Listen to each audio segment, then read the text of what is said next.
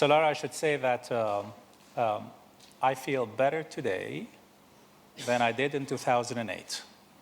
I think many of you would remember the 2008 period where we didn't know if our money was safe in the bank, any bank. It doesn't matter. So the reality is, look at all the shocks we have gone through in the last 4 years. COVID, we didn't know if our loved ones are going to be alive or not. Interest rates, we didn't know if we're going to be able to afford our mortgage payments or not.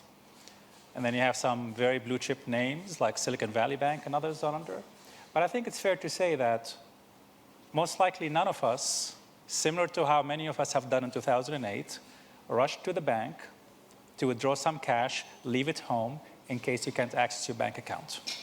So whatever system was put in place, whether it's the regulators or self-regulated by the banks themselves, it worked. And I think it's fair to say that there is a significantly higher level of trust in the banking system today than it was 15 years ago. And as we all know, trust is the #1 most important asset any bank has before the balance sheet. So to answer, before answering your question... After the banking crisis of 2023 and the bank runs. Correct. But trust is still much, much better today than it was any time 15 years ago. So I think in that respect, I'm not worried about the integrity of the banking system. Now, I am excited by what generative AI and other efficiency tools can bring to the banking sector. I still scratch my head, why does it take 48 hours for a wire transfer to go through? What happens to that money? Is someone literally picks it up and goes to the other bank and deposits it in my account? Why do I need 48 hours, okay, for the banking? So I think there's a lot of efficiencies in the system that come through. The GCC itself have been quite shrewd in opening the doors, both from a regulatory, from creative thinking, from the arrival of innovative financial and banking tools to evolve. And if I have a crystal ball in 15 years' time, I would suspect that perhaps the center of influence globally in the banking world will include not only places like New York, London, Hong Kong, or Singapore, but most likely this part of the world as well. Hazem, I would like to come back to something that you mentioned earlier, that you are there is much more trust in banks compared to 2008. And we know that following the 2008 financial crisis, regulators has introduced so many rules and so many regulations for the banking sector that many believe is inconsistent, many bank executives believe is inconsistent and very costly to the banking sector. And it's not a fair, it doesn't give us a fair playground with the non-banks in the financial sector. What are your thoughts on that? So I think, as an end consumer, either individual or a business, the net effect has been positive. What do I mean by that? 15 years ago or 20 years ago, if you want to have a bank account, if you want to get a mortgage, if you want to get a corporate loan, you go to your big banks. Okay, and that's pretty much, I'm guessing, 80% of the business or so.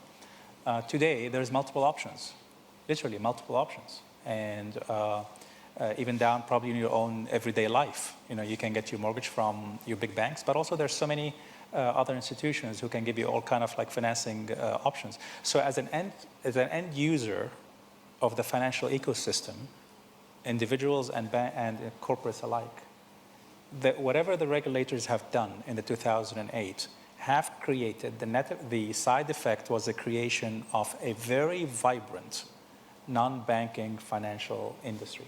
Now, sooner or later, that's going to have to be regulated in some shape or form. And it's okay. All industries and sectors, they evolve in a chaotic manner, and then over time, there's some kind of a discipline that gets put in place, either by the market itself or by the regulators and what have you. So that's okay. It's a natural evolution of sectors. However, as a world economy, the world is a much more vibrant. Access to capital is much more available, not just to those who can, both corporates and nations, but also others who can't, historically can't, than any time in the past. So in that effect, it is a net positive, I like to think. Now, obviously, there's always teething issues. There's always some perhaps I suspect the three banks on this panel, ourselves not included, will feel it's an unfair advantage. But you know what? If it's unfair, that's right. Set up your own non-banking subsidiary, kind of outside the regulatory framework that exists today, and compete. And that is the beauty of the market today. It is significantly more competitive than any time in the past, and as an end user, we are better off because of that. Briefly, are you interested in this sector and investing in this sector? Yeah, of course. Of course. I think the starting point needs to be, it is a collective responsibility. It's a collective responsibility, right? Whether we like it or not, it's an investment in the future. Can we make more money by perhaps ignoring the ESG criteria? Of course we can. We can also make a lot of money in the cocaine trade, okay? So that's not really the question mark, whether we should be embracing these principles. The fact is, the G piece, by the way, the governance, that's pretty much set today. We're really talking about more the climate aspect of it. It is a collective responsibility. Some operate or behave or have different nuances to it than others, and it's okay. Not all of us are, vegan, or not all of us perhaps have similar, but it's okay. We'll all have our own path, but as long as the principle is correct, that's fine. At Investcorp itself, indeed, we do have quite an active climate solution investment forum. It will take time to catch momentum, but it's okay, as long as there is a starting point. But I want to touch on one point on the risks which haven't been mentioned, which is big in my mind. If you're to ask me what's the biggest risk I see in our business, in the alternatives, the average age of the Investcorp investment professional, private equity and real estate, is 34. What does that mean, 34? That means most of these guys have joined the workforce about 2010, okay? They have never lived through the 2008 financial crisis. They have never lived through the 2000 dot-com crisis. They have seen groovy times for the last 10 years, okay?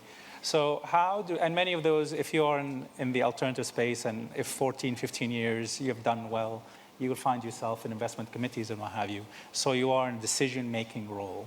So one of the bigger risks I see going forward is many of the executives who have come into the field, investment or banking fields, in the last 15 years, haven't really seen tough times, very difficult times where you're day in and day out doing nothing more than covenant reset and kind of working through liquidity issues and working capital issues, and that's literally your life for years. How does this young generation adapt to an environment which is not as groovy as it was in the last 15 years, to me is one of the biggest risks, at least I see in our business for years to come. Amazing. I would like to open the floor now for some questions. Sure. Alex Javrankov in Silicon Medicine. We are a global AI-powered drug discovery company, so we use generative AI to design new molecules with specific properties. Took a few into human clinical trials and decided to go into a new field for us, carbon capture. So it turns out that the same algorithms can be used for new materials for carbon capture. And what I realized is that it's a super polarized world now, right? So actually some of the best work is done in China. And if you touch China, very often you cannot touch the US academics, for example. They come to you and say, well, we cannot collaborate with you on an open source project. So it looks like geopolitics are becoming a huge issue right now. How do you see it in your business? Where do you invest? In which geography? China, US, and Middle East, which turns out to be in the Middle Earth now. Are you addressing your question to someone specific? Well, to all of you, right? Okay. So how do you see geopolitics playing? And also, what do you think about the future of the US dollar? That's another question. Wow, this is another thing to ask. So 2 questions, geopolitics and US dollar. Who would like to answer that? Maybe Marcus? I can. Yeah, please. Yeah, I can start on the investing front. As a global investor, like we are, it's very difficult to ignore China the same way it's very difficult to ignore North America. I think every single one of us here have made money in some shape or form in the US. It's an incredible market and will continue to be our biggest market for at least my professional lifetime, no question about it. Having said that, China does continue to offer certain macro attributes that are just mind-blowing, literally The only word I can use is mind-blowing. I was there 2 weeks. I am there quite frequently, and some of the innovation, but forget about kind of technology and what have you. Just start from the foundation, educational system, the universities, the absolute hunger and commitment of those young Chinese to just excel.